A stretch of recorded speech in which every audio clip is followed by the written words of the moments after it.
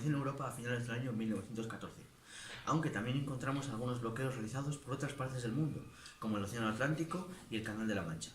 Este hecho llevó consigo una gran cantidad de muertes tanto de soldados como de civiles, con un total de 20.000 muertes, 15.000 muertos por parte de los aliados y 5.000 por las potencias centrales. Lo primero será ponerlos en contexto.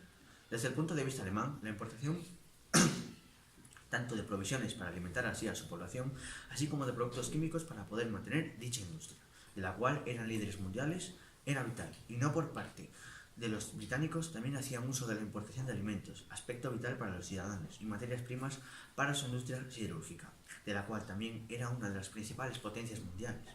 Es decir, ambas potencias dependían a gran nivel de la importación de productos, por lo cual ambas potencias buscaron bloquearse a nivel marino entre sí. Esto podría parecer muy ventajoso para los británicos, los cuales llevaban dominando cientos de años todos los mares europeos, al igual que las rutas hacia América por el Océano Atlántico. Pero los alemanes, que no tenían experiencia a nivel marítimo, fueron capaces de plantar cara a los británicos tan expertos, sobre todo gracias a sus nuevos inventos, los submarinos U-Boot, abreviatoria de Unterseeboot, nave submarina en alemán. Una vez ya sabéis el porqué del inicio del bloqueo, os hablaremos sobre cómo se desarrolló el conflicto.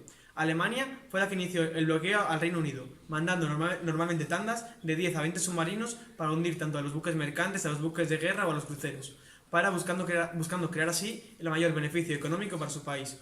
Obviamente, los submarinos tenían grandes ventajas para tirar a los barcos ingleses, ya que la capacidad de sumergirse y que los barcos ingleses no pudieran detectarlos era una gran ventaja, de la cual se aprovechaban los alemanes para disparar sus torpedos, unas armas capaces de tirar cualquier barco inglés, ya fuese un acorazado, un crucero, etc. Pero para los submarinos no eran todo ventajas, ya que cuando se sumergían no tenían ninguna visibilidad, lo que sobre todo al inicio de estos enfrentamientos marinos entorpeció la efectividad de los torpedos. Además, la velocidad de un submarino en la superficie era de unos 15 nudos, que equivaldría a menos de 30 km por hora, lo que era menor que la velocidad de crucero de la mayoría de estos barcos ingleses. Y la velocidad todavía disminuía a mayor medida bajo el agua, donde prácticamente eran inmóviles, por lo que muchas veces se buscaba el apoyo de la superficie de otros barcos de guerra alemanes, aunque lo que buscaban principalmente los alemanes era la innovación para así derrocar al gran imperio inglés. Ahora os explicaremos cómo continuaba la guerra.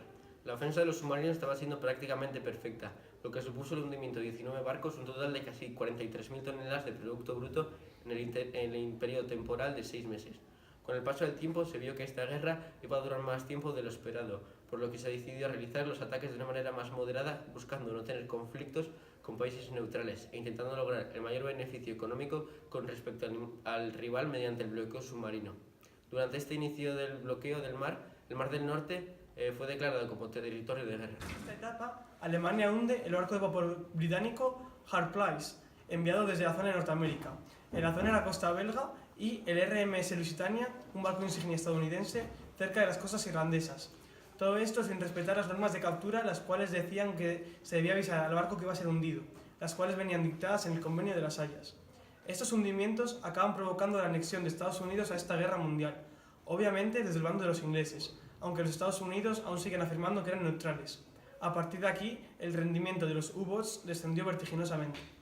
Siempre estamos hablando sobre la triple entente ante Alemania, pero ¿cómo era el poderío naval de los aliados alemanes?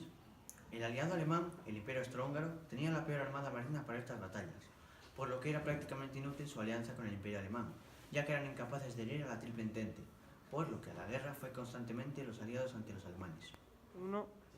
Alemania seguía atacando, pero ¿qué hacían los aliados? ¿Esperar? No, ellos contrarrestaron de la siguiente manera. Debido a esta batalla indiscriminada del Imperio alemán, el grupo aliado decidió saltarse las normas, al igual que los alemanes, y buscar derribar todos los submarinos posibles, mediante minas, embestidas a submarinos. Para defenderse de estas ofensas, los submarinos buscaron tener trampas submarinas a los buques para llevarlos a posiciones determinadas, donde el Imperio alemán llevaría grandes ventajas. Estos enfrentamientos llevaron a la gran batalla naval de esta Primera Guerra Mundial, la Guerra de Jutlandia, en la cual salió Inglaterra vencedora debido al escape alemán, aunque Alemania perdió menos embarcaciones y causó más daño. Pero no entraremos más a fondo, ya que la parte de submarinos no fueron importantes en esta batalla. El fin de esta guerra estaba llegando. Y ahora veremos cuál fue la estrategia final alemana.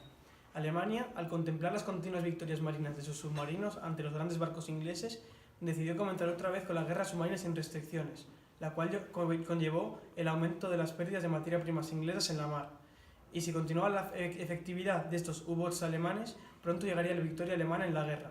Pero como siempre, la guerra sin restricciones conlleva enfrentamientos con los neutrales, como puede ser Brasil, la cual era muy activa mandando buques hacia el Reino Unido.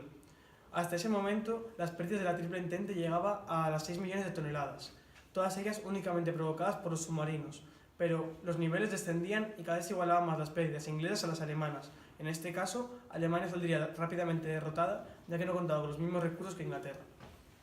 Finalmente hubo un drástico cambio en esta guerra submarina. Ahora os lo explicaremos.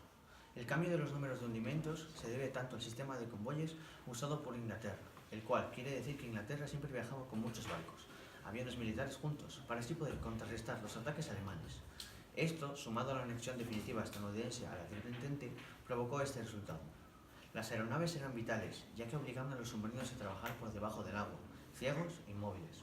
¿Qué provoca esto? La disminución continua de beneficios de los U-Boot hasta llegar a niveles inaceptables si es que Alemania quería ganar la guerra. Entonces la Triple Entente obligó a Alemania a entregar todos sus submarinos, lo que provocó que el 24 de octubre de 1918 acabase la guerra submarina de la Primera Guerra Mundial. Consecuencias sociales. La Primera Guerra Mundial dejó entre 9 y 10 millones de muertos y unos 20 millones de soldados heridos. Destacamos también un total de 7 millones de muertes civiles. El Reich alemán movilizó unos 11 millones de hombres, de los cuales 1,774 millones murieron. Cabe destacar la gran cantidad de muertes de soldados que hubo en cada bando. En cuanto a la batalla naval, por parte de las potencias centrales hubo un total de 5.000 muertos y 178 submarinos. En cambio, por parte de los aliados hubo 15.000 muertos y 5.000 buques hundidos. La guerra dejó una brecha social dramática en la demografía de los países, como Alemania, Francia, Serbia, Montenegro y Turquía, que provocó un malestar social permanente, especialmente los miles de huérfanos y viudas que generó la guerra. También, numerosas personas sufrieron cambios de nacionalidad debido a las pérdidas de colonias por parte de Alemania, que eran Togo, Camerún, Namibia, Tanzania, territorios de Papua Nueva Guinea y varios territorios del Pacífico. Millones de heridos sufrieron desfiguraciones, amputaciones y numerosas discapacidades permanentes que les impedían llevar una vida civil normal. En una sociedad donde no existían prótesis modernas y médicos profesionales para la rehabilitación. Una gran cantidad de veteranos de guerra murieron después de la guerra a consecuencia de las heridas sufridas o a bajas edades por enfermedades contraídas en el frente. La guerra significó para Alemania una gigantesca inflación, ya que debido a la destrucción de los terrenos durante las batallas produjo una clara escasez de alimentos. También debido a esta escasez de los alimentos se encontraban en números limitados, por lo cual se tenían que repartir.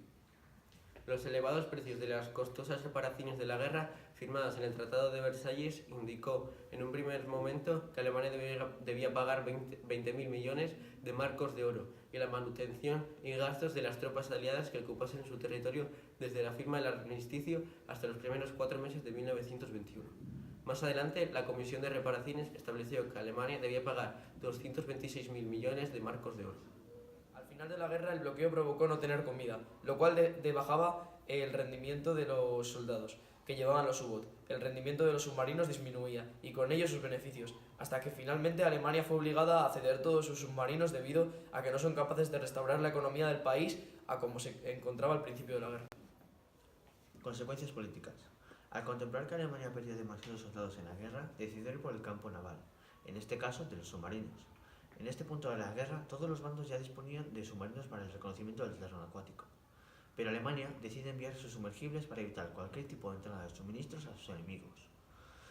El aspecto político respecto a estas acciones se debe a que el imperio alemán se quiere expandir por toda Europa como un imperio.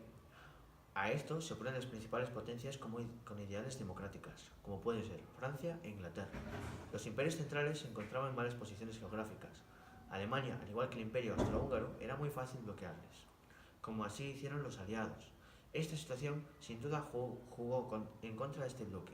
No obstante, los imperios centrales encontraron formas de eludir este bloqueo, especialmente con los submarinos. Por ello, Alemania explotará las ventajas que le brindaban los submarinos, lo que se puede ver en la creación de los submarinos comerciales, que le permitían comerciar con terceros países ajenos a conflictos y eludir el bloque. Al otro lado del Atlántico, intenta apaciguar el conflicto intentando convencer al Reino Unido sobre un pacto que deje pasar los víveres necesarios a cambio del cese de la guerra. El Reino Unido no confía en que eso ayude a su posición en la guerra. La desesperación alemana por acabar con este bloqueo incrementa la intensidad de la guerra submarina. El 7 de mayo de 1915 se hunde un barco transatlántico llamado Lusitania, barco de origen estadounidense. Las pérdidas en vidas humanas llegaron a los 2.000 muertos. Aunque el presidente Wilson, que a todo caso quería evitar la guerra, todo esto era prueba irrefutable para la población americana de la culpabilidad de Alemania en la guerra. Sin embargo, Wilson, que era un presidente que no buscaba el conflicto, se vio obligado a entrar en la guerra junto al Reino Unido y Francia.